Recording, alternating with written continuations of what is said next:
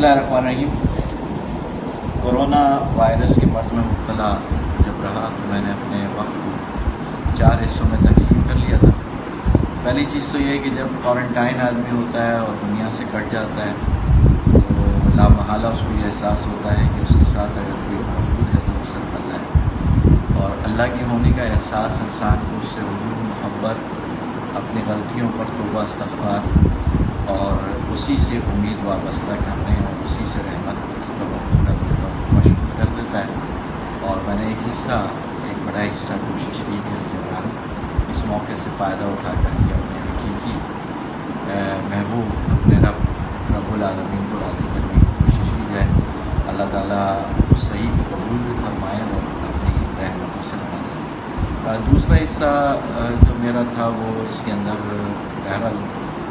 آرام کا تھا، اور کوشش کی اور بہت سارے دوستوں کے مشورے کے مطابق کہ صرف لیٹے رہنے سے بہتر یہ تھا کہ صحت کے لیے جو ایکٹیویٹیز کی جا سکتی تھی کوارنٹائن کے دوران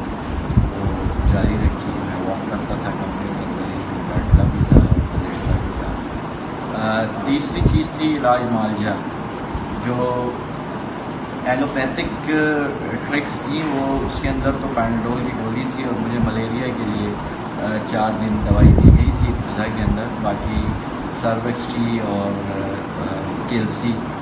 CAC 1000 پلس یہ 2 ٹائم پر میں لیتا تھا۔ یہ ایلوپیتھک علاج تھا، اور ریجکس نزلہ ہوا تو اس کے لیے ریجکس لے لی تھی۔ اس کے ساتھ ساتھ جو اصل جس نے بہرحال فرق ڈالا چیزوں کے اندر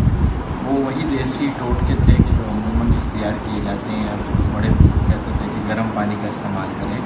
بہت سارے امراض سے جان چھوٹ جائے گی، تو گرم پانی کا استعمال شروع کیا۔ اسی طرح شہد پانی میں ڈال کر پینا، قہوہ پینا، یخنی کا استعمال کرنا، اور کلونجی اور میتھی دانے کا استعمال،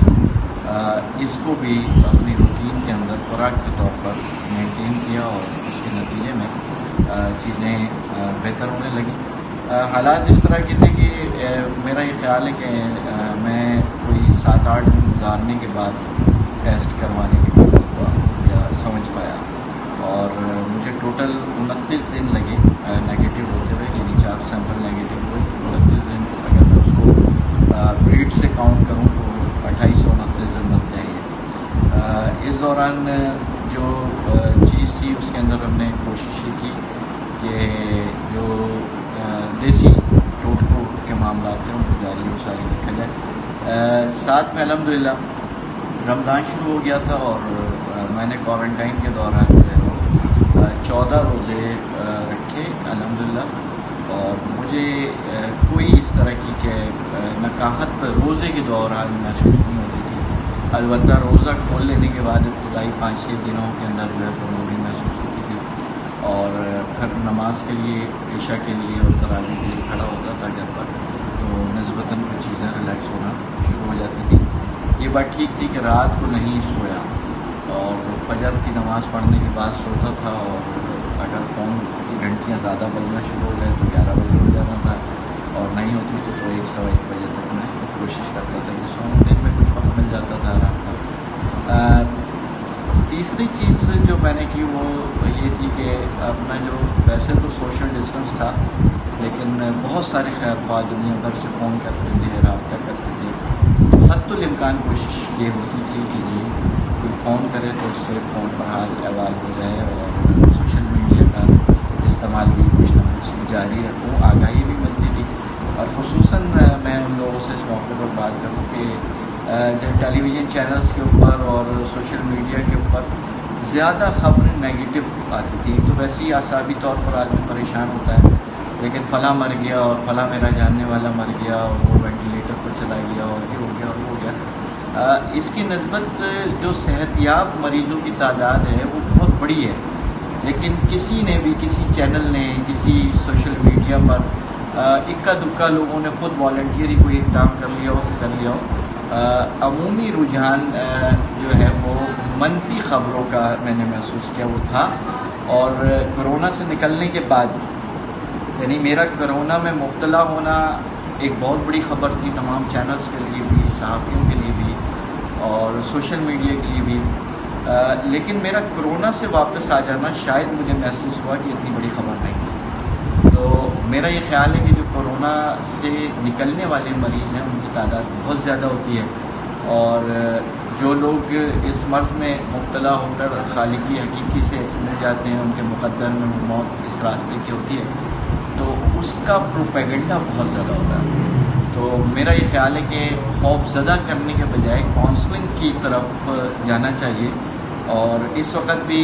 جو صورتحال موجود ہے، لاک ڈاؤن کے اندر نرمی ہو رہی ہے، ڈاکٹرز اور ہیلتھ ورکر اس کی جو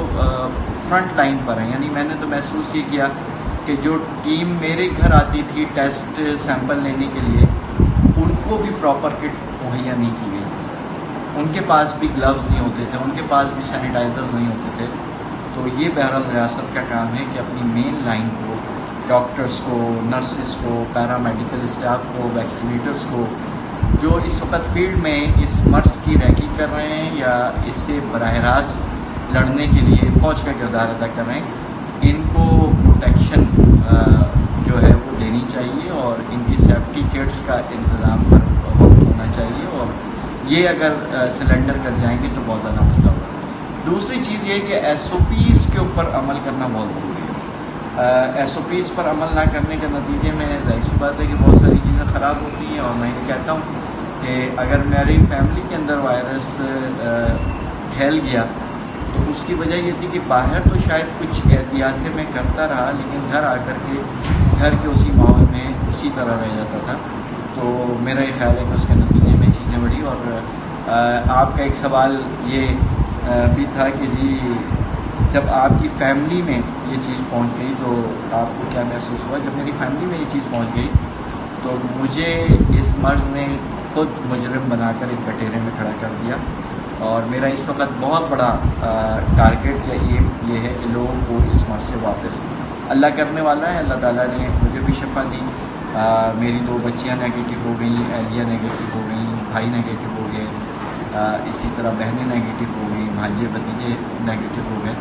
اور اب بھی کوئی 14 کے قریب افراد ہیں کہ جو اس پروسیس میں ہے۔ میرا یوتھ کوآرڈینیٹر کامران وہ بھی نگیٹو ہو گیا۔ تو اس سارے معاملے سے لوگ ریورس ہونا شروع ہو گئے، لیکن اس وقت ایک بہت بڑا ٹارگیٹ، ایک بہت بڑا بوجھ یہی ہے کہ لوگوں کو نکالا جائے۔ آپ تمام حضرات کا شکریہ۔ آخر میں پھر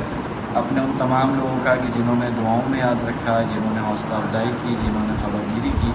ان سب کا شکریہ ادا کرتا ہوں، اور ان کے لیے دعا گو ہوں کہ اللہ تعالیٰ آپ سب کو اپنی امانت میں رکھے۔ بہت شکریہ۔